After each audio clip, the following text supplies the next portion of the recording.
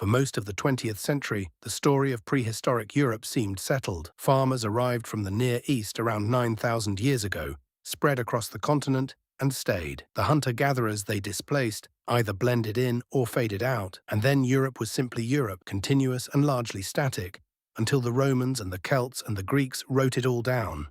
Archaeologists disagreed on details.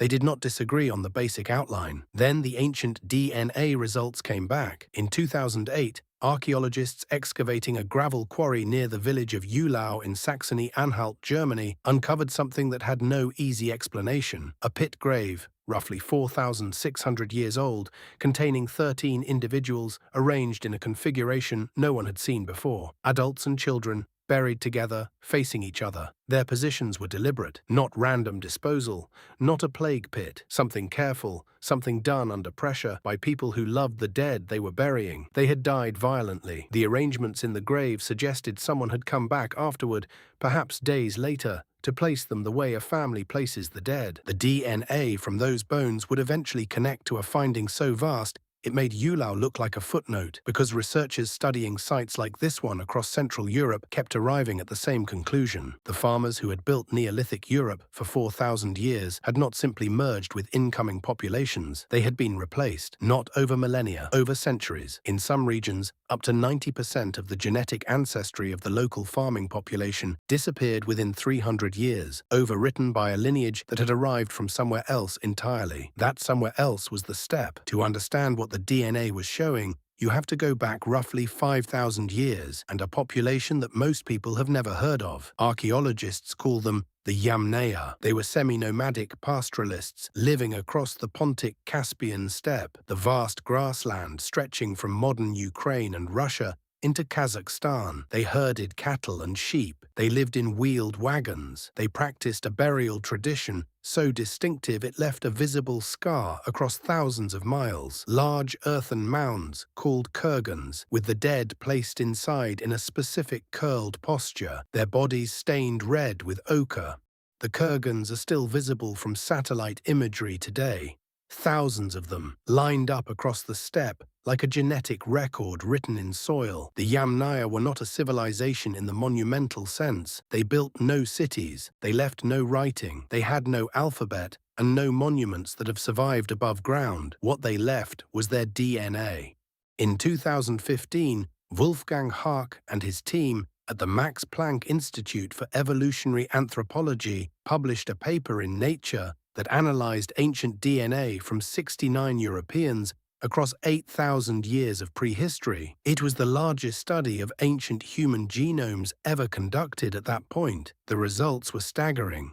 Approximately 4,900 years ago, a new genetic signature appeared in European populations with an abruptness that had no natural explanation. Within a few centuries, it was everywhere. The corded ware culture, which spread across northern and central Europe beginning around 4,900 years ago, derived roughly 75% of its ancestry from the Yamnaya steppe. The individuals buried in corded ware graves were genetically almost indistinguishable from Yamnaya pastoralists living 3,000 kilometers to the east. The Neolithic farmers who had occupied the same territory for thousands of years had not disappeared from the archaeological record exactly, but genetically they had nearly vanished. Haak's team estimated that in some regions of Central Europe, the incoming steppe ancestry replaced between 60 and 90% of the local gene pool. In Britain, a study published in 2018 by Inigo Olalde and colleagues found that the Beaker people,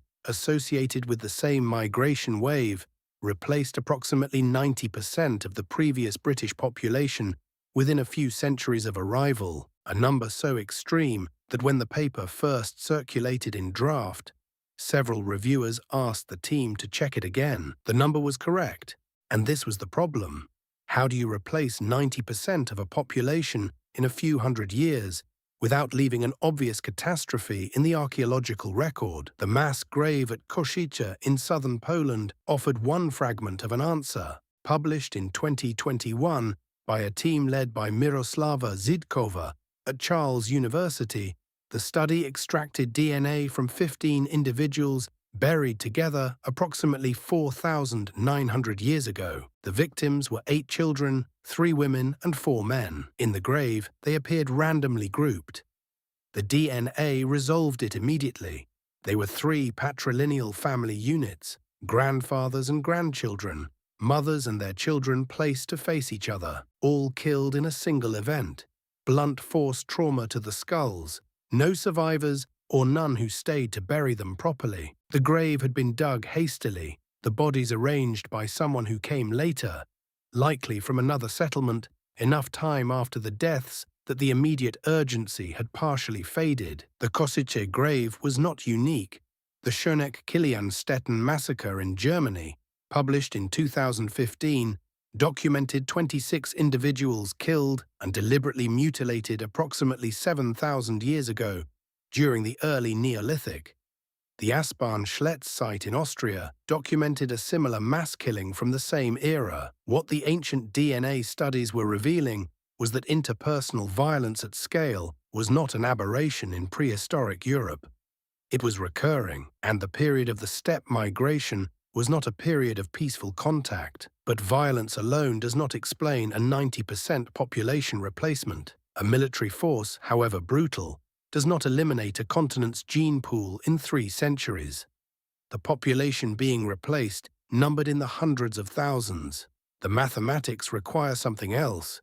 Geneticists and epidemiologists have proposed that the Yamnaya carried pathogens against which the Neolithic farming populations had little or no immunity.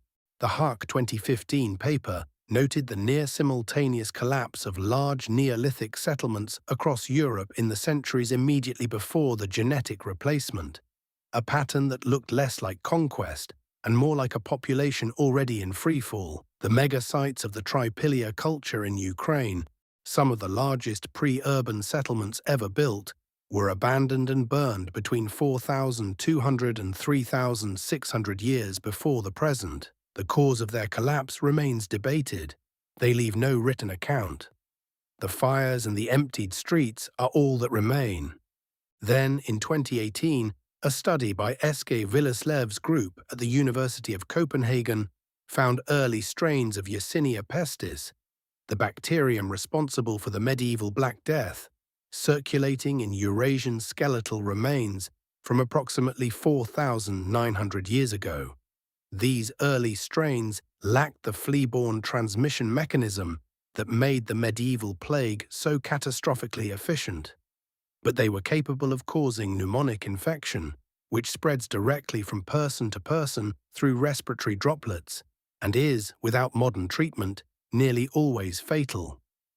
The timing of the earliest plague strains sits almost exactly over the beginning of the Yamnaya expansion. The hypothesis has not been proven. It may never be, but the coincidence is difficult to assign to chance. What is not in dispute is what the genetic record shows. The people who built Stonehenge, who constructed the megalithic tombs of the Orkney Islands, who raised the passage graves of Brittany and the standing stones of the Iberian Peninsula, who farmed and traded across Neolithic Europe for 4,000 years, were largely displaced within a window that archaeologists can measure in generations. A culture that had been stable for longer than the entire span of recorded history was overwritten so completely that its descendants now constitute a minority fraction of the ancestry of modern Europeans. The individuals at Koszyce were part of that world. Their DNA placed them within the globular amphora culture, a late Neolithic farming population with deep roots in European soil. No steppe ancestry detected, no Yamnaya in their family tree. They were the old world, killed at the precise moment of transition. The oldest child in the grave was estimated to be 6 years old. The youngest was an infant. Whoever buried them, if they returned at all, may have belonged to the incoming population. The study could not confirm this. What it confirmed was the care of the burial itself. The family groupings were preserved. The children were placed beside their mothers. Someone, under whatever circumstances, had understood what they were looking at. Eske Willerslev has said that the scale of the Bronze Age replacement is unlike anything else documented in the genetic record of anatomically modern humans. Other migrations left a mark. This one left almost nothing behind in the local population. The megaliths are still standing. The people who built them are genetically nearly absent from the continent they shaped.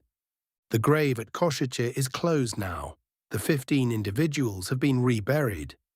Their DNA is in a database in Prague. On the analysis, 3 families sit grouped by their own genetic signatures, each cluster quiet next to the others. They have no steppe ancestry. They belong entirely to the world that was ending around them.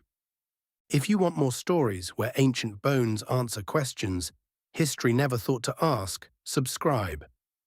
Because the next discovery is already in the ground.